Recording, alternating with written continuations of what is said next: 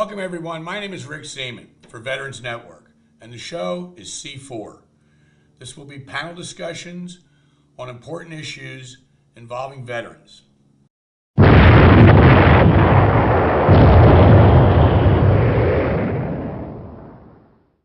We are back, and our first discussion on C-4 will be on Agent Orange.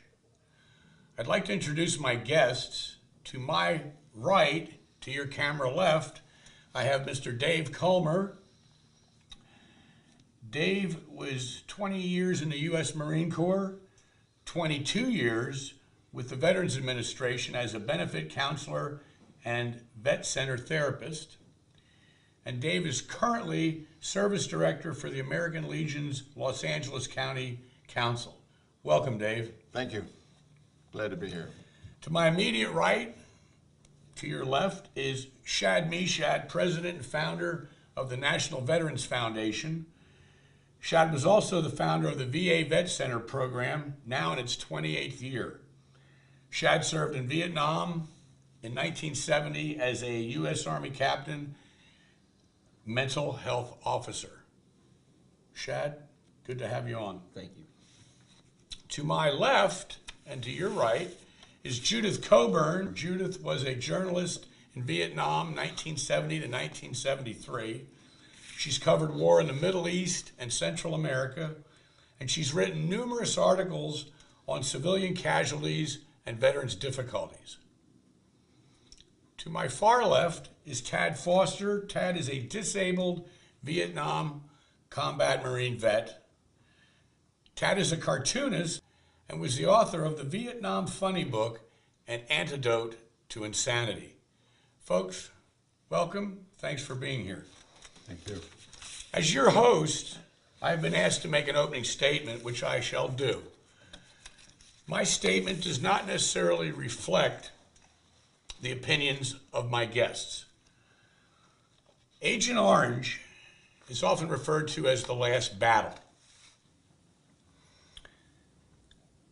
Was it a result of ignorance, short-sightedness, or greed?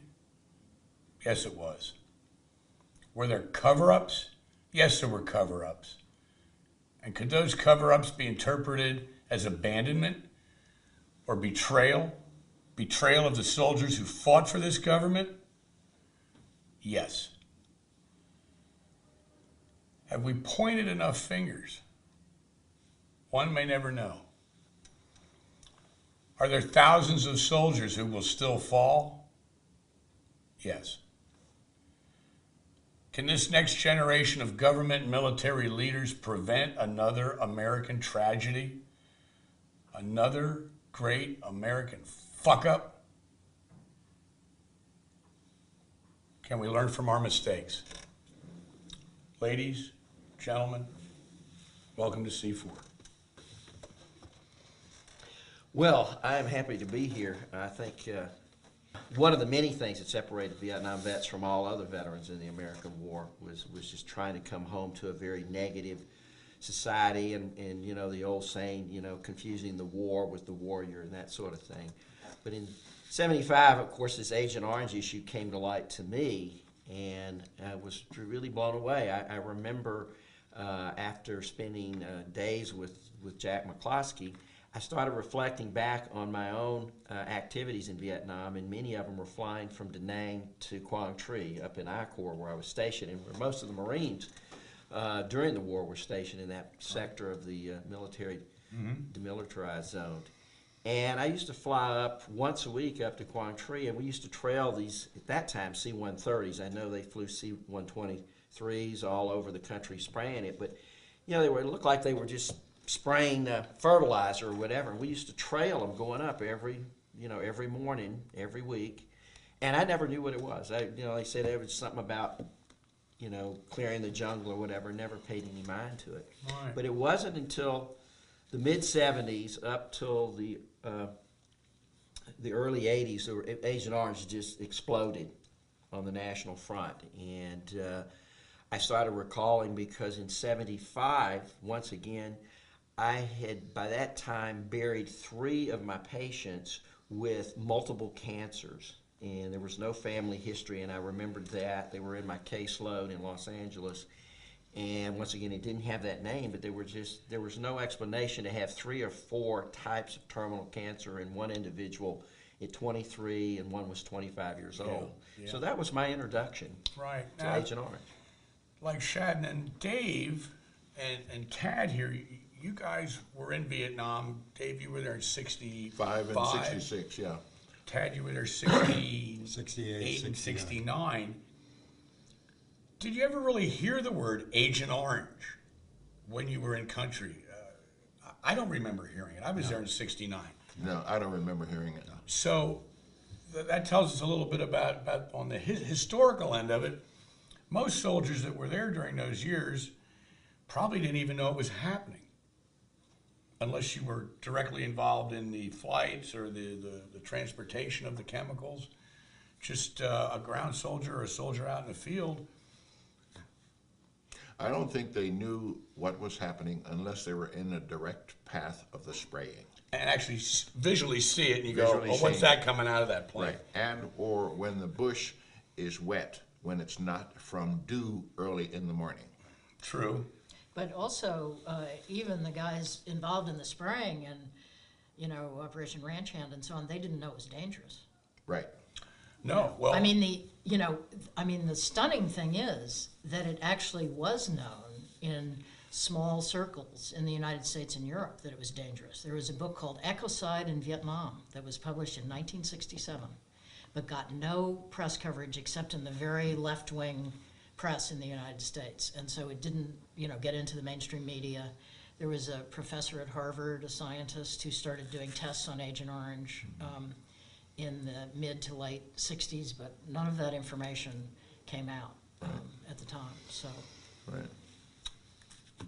we're going to take a short break, and we will be right back with more on Agent Orange.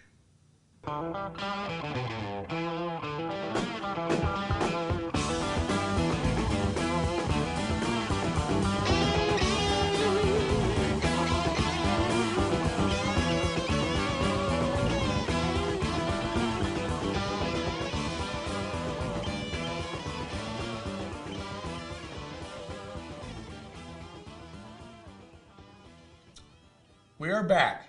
Agent Orange. What made it so dangerous? What made it so toxic? The answer is simple. Dioxin. the interesting thing was that the Agent Orange that was manufactured by different companies varied in its amount of dioxin. Mm-hmm. So Diamond Shamrock, for example, the New Jersey company's was 1,000 times more than Monsanto's. Really? Yeah, so there was no And paying no attention to any of the science of that. soldier alive, no veteran alive today would know. Oh, well, I was walking around in Dow's Right. stuff, Right. or was I walking Monsanto. around in Yeah. Monsanto stuff? Right. This was only discovered later, yeah. Right. And there were other agents that weren't as strong, but were Right. still dumped. You And know, the they had blue, the the white, agent, the yeah. red, the red. Yeah. Well, I think it's also, It was just chemical soup, they right. didn't have any. yeah, Chemical soup, It was yeah. a punch. The government's approach, I would say, the American government's approach to this whole issue, beginning from when it was first used, was, the guys who are soldiers basically are in danger, and so we don't have to pay any attention at all to the nature of the danger we put them in. I mean, more was known about the toxicity of these chemicals than any of the soldiers knew. Right. And yet, the attitude was, let's not look at this. Let's not put this on the forests and jungles of Vietnam before we know whether it's safe or not for, I might also add, Vietnamese civilians, as well as soldiers. But it's just, this is part of, soldiers just being in danger, and we're just not really going to pursue it. I think a real critical aspect of even the application of Agent Orange in Vietnam was whether or not it was militarily successful as a campaign. The whole purpose of it was to defoliate the jungles of South Vietnam so as to prevent the enemy from hiding. Right. And so when we speak of, like in the current war with Iraq, we have debates over what emboldens the enemy and what doesn't embolden the enemy.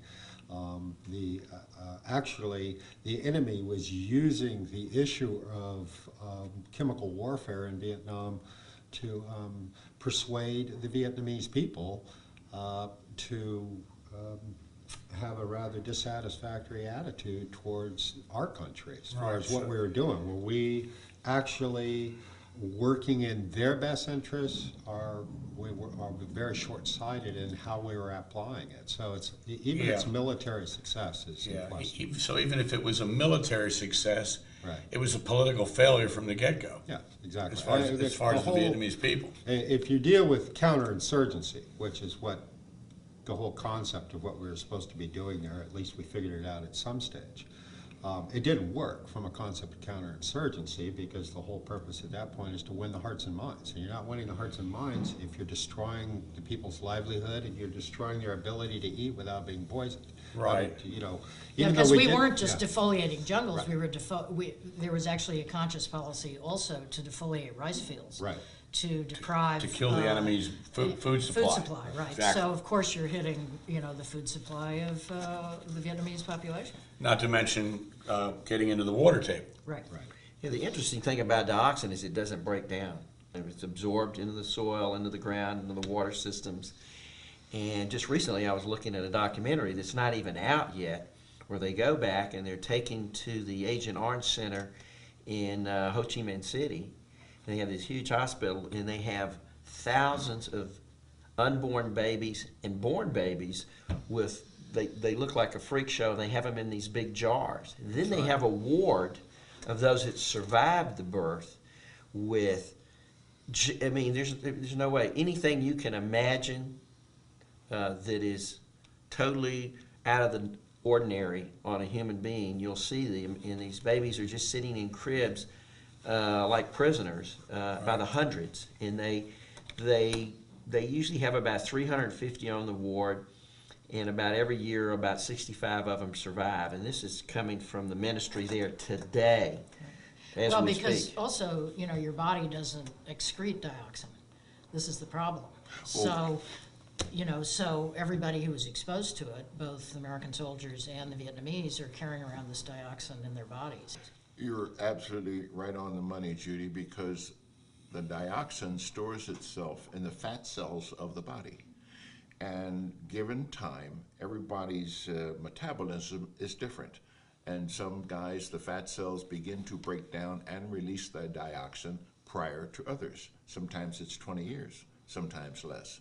And that's when it's detected. So if guys don't have any effects of the dioxin and the Agent Orange, they're unlikely in a lot of cases to go and get tested if there are no symptoms. And if they were to get tested prior. I had no symptoms. Right. And that was, and 2 years ago I was operated on for cancer, and it was linked to Agent Orange. Right. I had no symptoms, no idea. Right. And it was just because I went in for a physical with my doctor, Right. and he said, boy, this is aggressive, you gotta deal with it now, or you're dead. And so that's what I did. Where was the It's one of those- cancer, Tad? It's prostate. Prostate. Yeah. And prostate cancer is on the VA list currently of the 11 presumptive conditions caused by exposure to Agent Orange. We will take a short break and we will return with the dioxin discussion. This is C-4 on Veterans Network.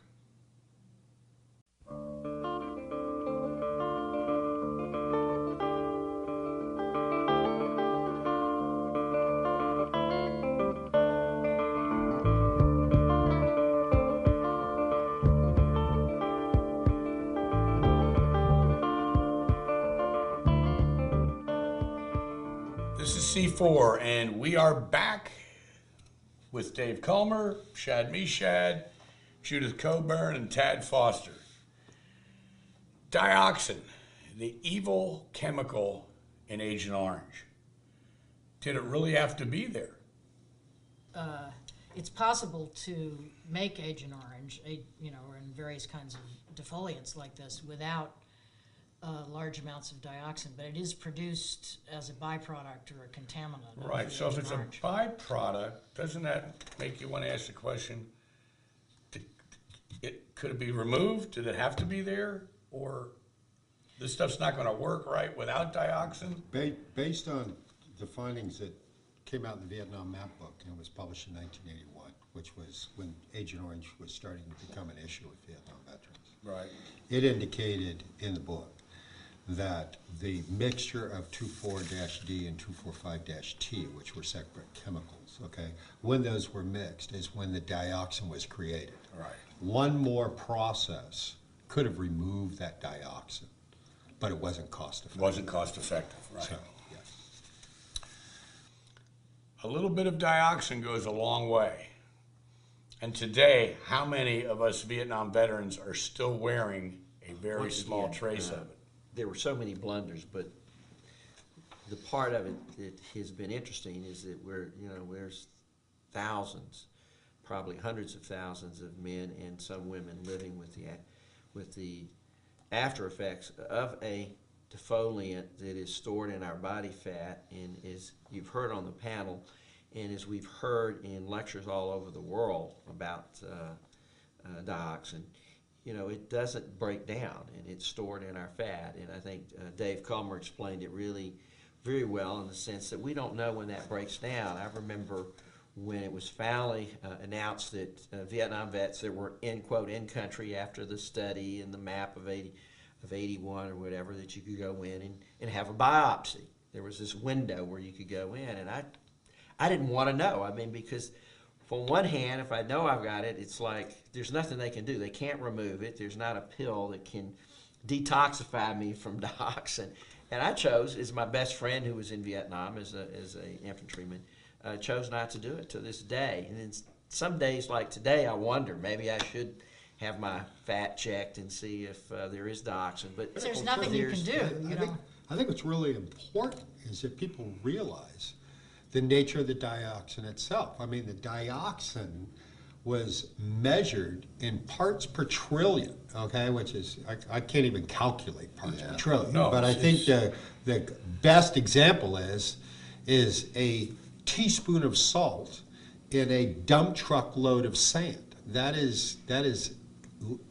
even then is not an acceptable level of dioxin in the human body. Yeah, and obviously if they spray, I mean, it's not like they spray and it stays lands there. or Right, whatever. right. I mean, sprays, the wind, Wind the air, drift, the wind moisture drift. in that area particularly Absolutely. carried. It was, Yeah. and also we never think about it, but I mean, we drank the water from there. We didn't have bottled water in those No. days. The water was purified, but you can't purify dioxin. Dioxin, And exactly. and that was, we engulfed Right. the water I think on halazone our whole tablets. tour. Yeah, but that doesn't kill Right. dioxin. What I'm saying, you could put a ton of them in a canteen, Monitor. and it doesn't take the dioxin away. Exactly. Tad, you've got that report there? Thank you. This is from an independent lab in Washington, D.C. regarding the half-life of dioxin while in the human body. Based on the fact that all atomic matter has a half-life at which time it breaks down, dioxin as follows. Tests have shown that on an average, dioxin has a half-life of 7.1 years in the human body. What this means is a person who has taken on 20 parts per trillion, let's say, of dioxin will have half of that, or 10 parts per trillion, remaining after 7 years. 7 years after that, or 14 total years after exposure, the remaining 10 parts per trillion will become 5 parts per trillion, and so on until the parts per trillion count is unmeasurable. So, for instance, if you were exposed and took on 20 parts per trillion in 1970, 28 years later, you would be down to 1 1/4 parts per trillion. And as a side note, the most parts per trillion of dioxin known by this lab or the VA to have existed in one Vietnam veteran's body, 99. This is C-4. We will return.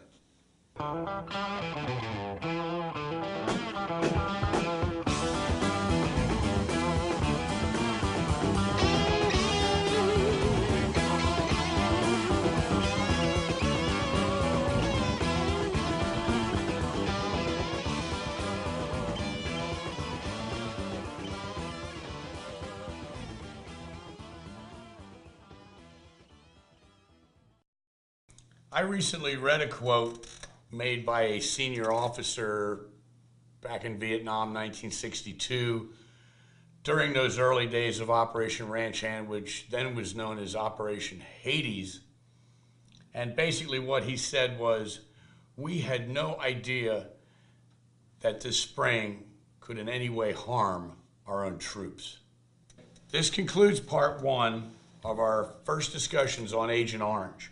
Simply click to part two on C-4 and we will resume with Agent Orange, The Last Battle. This is Rick Seaman for C-4 on Veterans Network.